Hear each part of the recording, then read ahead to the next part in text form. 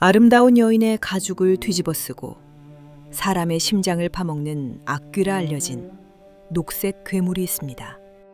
화피, 말 그대로 그림을 그린 가죽이라는 뜻의 괴물. 그 이야기를 시작합니다. 옛날 중국 산둥지방 타이위안에는 학문을 좋아하고 성격도 온화한 왕생이라는 성비가 살고 있었습니다. 어느 날 새벽 왕생이 길을 걷고 있는데 앞에서 한 젊은 여인이 보따리를 끌어안은 채 허둥지둥 걷고 있었습니다. 숨이 차도록 걸음을 재촉하는 모양이 마치 누군가에게 쫓기는 듯한 모습이었습니다. 왕생은 그녀를 불러 세웠습니다. 이 새벽에 어디로 가는 길이요? 여인은 잠시 망설이다가 조용히 말했습니다. 부모님이 저를 부잣집 첩으로 팔아버렸습니다. 하지만 그 집 정실 부인이 저를 너무 괴롭혀서 도망쳐 나온 것입니다. 울며 그리 말하는 그녀는 놀라울 정도로 아름다웠습니다. 왕생의 마음은 순식간에 흔들려 그녀를 붙잡았습니다. 내 집이 멀지 않으니 잠시 몸을 숨겨도 좋소. 여인은 잠시 생각하더니 고개를 끄덕였습니다. 정말 괜찮으신가요? 왕생은 그녀의 보따리를 들어주며 집으로 안내했습니다. 여인은 주위를 둘러보며 물었습니다. 댁에 다른 가족은 없으신가요? 아내가 있어. 하지만 여기는 제 서재이니 걱정 마시오. 여인이 왕생의 손을 잡고는 저를 불쌍히 여기신다면 제발 비밀로 해주세요. 아무에게도 말씀하지 마세요. 왕생은 고개를 끄덕였습니다. 그날 밤부터 두 사람은 아내 진씨도 하인들도 모르게 서재에서 정을 나눴습니다. 아름다운 얼굴, 부드러운 목소리, 애처로운 눈빛에 왕은 여인에게 완전히 매혹되었습니다. 하지만 비밀은 오래가지 못하고 아내 진씨가 남편의 이상한 행동을 눈치챘습니다. 서재에 무엇이 있습니까? 왕생은 부인의 다그침에 결국 털어놓을 수밖에 없었고 부인 진씨는 화를 내었습니다. 당장 내보내십시오. 그 여자가 양반과 첩이라면 주인이 찾으러 올 것이고 우리 집안이 망신당할 것입니다. 하지만 왕생은 듣지 않았습니다. 당신은 모르시오. 그녀가 얼마나 불쌍한지. 진씨는 한숨을 쉬며 물러났지만 마음속으로 불길한 예감이 들었습니다. 어느 날 왕생이 장터에 나갔을 때였습니다. 한 도사가 그를 보더니 깜짝 놀라며 다가왔습니다. 당신 무엇을 만났소? 무슨 말씀이신지? 도사의 얼굴이 심각했습니다. 당신 몸에 사기가 가득합니다. 악령이 당신을 감싸고 있어. 왕생은 그저 사람을 겁주려는 이상한 도사라고 생각하고는 그의 말을 흘려들었습니다. 도사가 고개를 저었습니다. 어리석구나. 세상에는 죽음이 코앞에 닥쳤는데도 깨닫지 못하는 자들이 있지. 당신이 바로 그런 사람이오. 그렇게 말하고는 도사는 떠나갔습니다. 왕은 그 말이 마음에 걸렸습니다. 설마 그 여인이? 하지만 곧 고개를 저었습니다. 말도 안 돼. 그렇게 아름다운 사람이 요괴일 리 없어. 저 도사는 돈을 뜯으려는 사기꾼일 거야. 왕은 서재로 돌아왔습니다. 그런데 이상하게도 문이 안에서 잠겨 있었습니다. 이상하네. 그는 담을 넘어 안으로 들어가 보았으나 서재 문도 굳게 닫혀 있었습니다. 왕은 창문으로 다가가 안을 들여다보았습니다. 그리고 그는 충격적인 진실과 마주하였습니다. 창문 너머 촛불이 흔들리는 서재 안. 거기엔 녹색 얼굴에 톱니처럼 울퉁불퉁한 송곳니에 아름다운 여인이 아닌 괴물이 있었습니다. 괴물은 침대 위에 사람 모양의 가죽을 펼쳐놓고 있었습니다. 괴물은 채색 봇을 들고 그 가죽 위에 아름다운 여인의 얼굴을 정성스럽게 그리고 있었습니다. 그림이 완성되자 괴물은 붓을 내려놓고 사람 가죽을 집어들어 몸에 걸치니 순식간에 아름다운 여인으로 변했습니다. 왕생은 온몸이 얼어붙었습니다. 숨소리조차 내지 못한 채 짐승처럼 기어서 그곳을 빠져나왔습니다. 심장이 터질 것 같았습니다. 도사를 찾아야 해. 왕은 미친 듯이 도사를 찾아 시장에서부터 온 거리를 헤맸습니다. 그는 장터의 도사를 찾아 무릎을 꿇었습니다. 제발 저를 살려주십시오. 도사는 한숨을 쉬더니 부적 하나를 건네주었습니다. 이것을 침실문에 거십시오. 왕생은 집으로 돌아왔지만 서재로 갈 용기가 없어 아내가 있는 안방으로 가 문 앞에 부적을 걸었습니다. 밤이 깊어지니 문 밖에서 소리가 들렸습니다.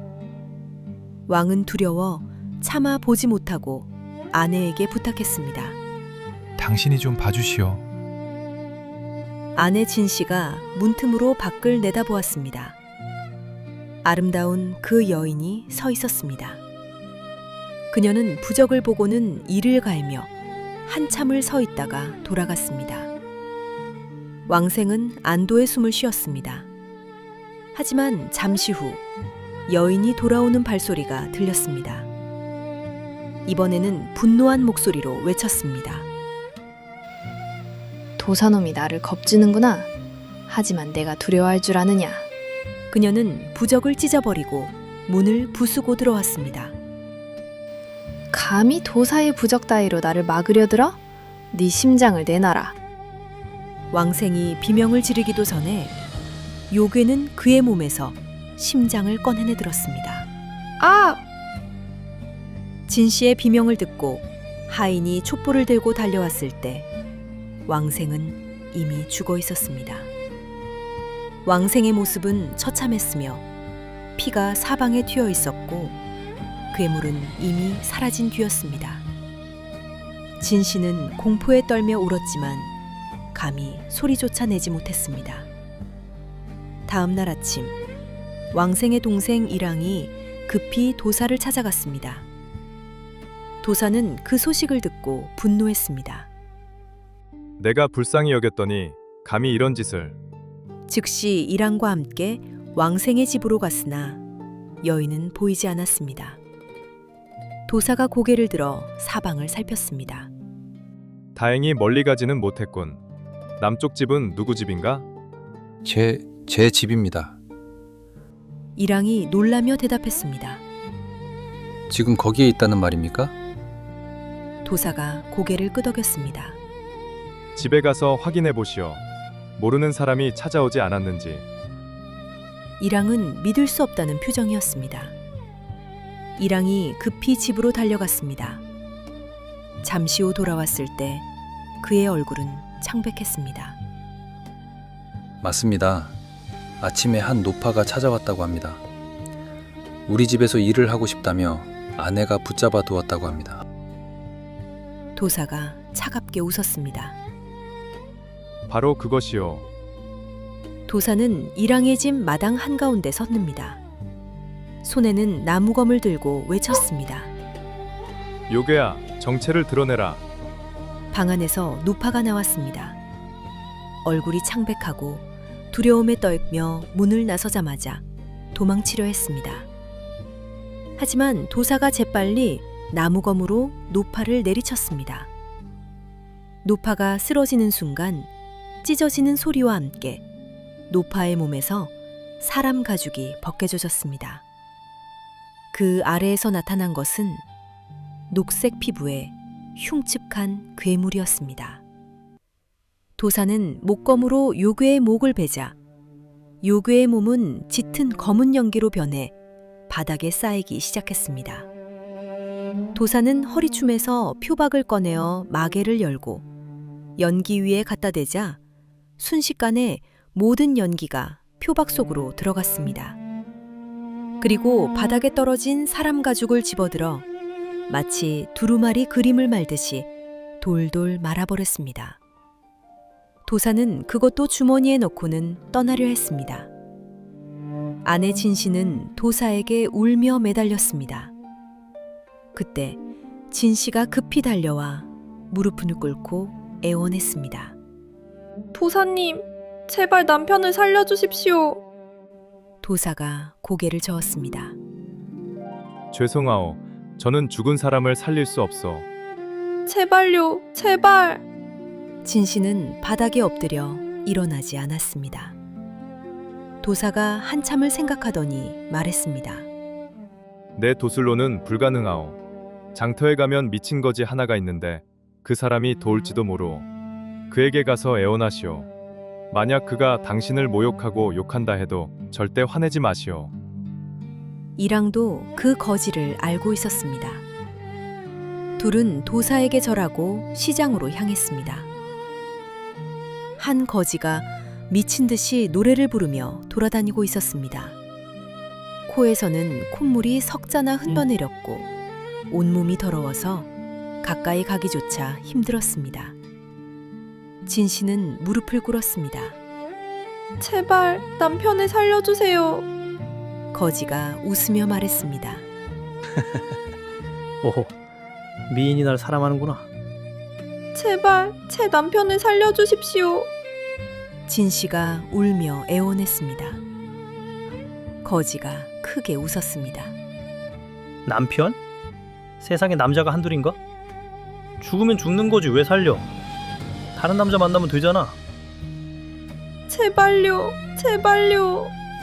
거지의 표정이 변했습니다. 이상하군. 사람이 죽었는데 나한테 살려달라고? 내가 염라대왕이라도 되나? 그러더니 갑자기 들고 있던 막대기로 진씨를 내리쳤습니다. 진씨의 등에서 통증이 퍼졌습니다. 하지만 그녀는 도사의 말을 기억하고 피하지 않았습니다. 절대 화내지 말라고 했어. 시장 사람들이 하나둘 모여들기 시작했습니다. 저게 무슨 일이야? 양반집 부인이 거지한테 맞고 있네.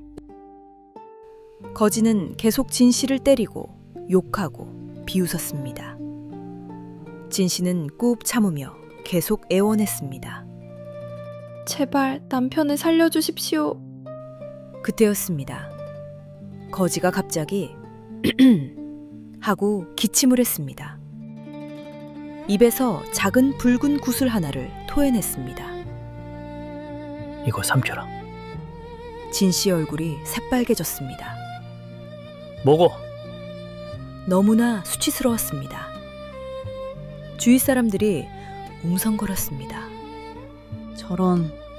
저걸 어떻게 먹어? 진씨는 망설였습니다. 그가 당신을 모욕하더라도 절대 화를 내선 안 됩니다. 진씨는 눈을 질끈 감고 입을 벌렸습니다. 거지가 구슬을 그녀의 입에 밀어 넣었습니다. 진씨는 억지로 삼켰습니다. 딱딱하고 끈적거리는 것이 격격거리며 목을 타고 내려가다 가슴 한가운데서 멈췄습니다. 거지가 크게 웃었습니다. 미인이 날 정말 사랑하는구나. 그리고는 벌떡 일어나 뒤도 돌아보지 않고 가버렸습니다. 진씨와 이랑이 뒤를 쫓았습니다. 거지는 묘 안으로 들어갔습니다. 하지만 안으로 들어가 보니 거지는 온데간데 없었습니다. 앞뒤를 다 뒤졌지만 흔적조차 찾을 수 없었습니다. 진씨는 수치심과 절망에 빠져 집으로 돌아왔습니다. 남편의 죽음도 슬펐지만 그 치욕적인 일이 더 괴로웠습니다. 차라리 나도 죽고 싶다. 그것은 가슴속에서 점점 뜨거워졌습니다. 진씨가 남편의 시신을 안고 목 놓아 울었습니다. 여보, 여보. 울고 또 울고 목이 쉬도록 울었던 그때 갑자기 토할 것 같은 느낌이 들었습니다. 가슴속에서 무언가가 목구멍으로 치밀어 올라왔습니다. 뒤를 돌아볼 겨를도 없이 무언가가 입 밖으로 튀어나왔습니다. 놀랍게도 그것은 심장이었습니다. 두근, 두근, 그리고 뜨거운 김이 피어올랐습니다. 진 씨는 황급히 양손으로 남편의 찢어진 가슴에 심장을 넣고 있는 힘을 다해 꽉 눌렀습니다. 조금만 힘을 빼면 김이 상처 사이로 새어나왔습니다. 천을 가져와. 하인들이 급히 비단 조각을 가져왔습니다. 진 씨는 그것으로 상처를 단단히 묶었습니다. 그리고 양손으로 남편의 시신을 어루만졌더니 왕생의 몸이 따뜻해지기 시작했습니다. 왕생은 다시 살아났습니다. 이 이야기는 이렇게 끝나는데 작가는 이렇게 덧붙였습니다. 겉이 아름다우면 그것이 선이라고 믿는다. 하지만 겉은 사람이어도 속은 요괴일 수 있다. 겉은 추해 보여도 속은 진심일 수도 있다. 그래서 사람을 볼 때는 겉모습이 아니라 그 속을 보아야 한다. 라고 말입니다.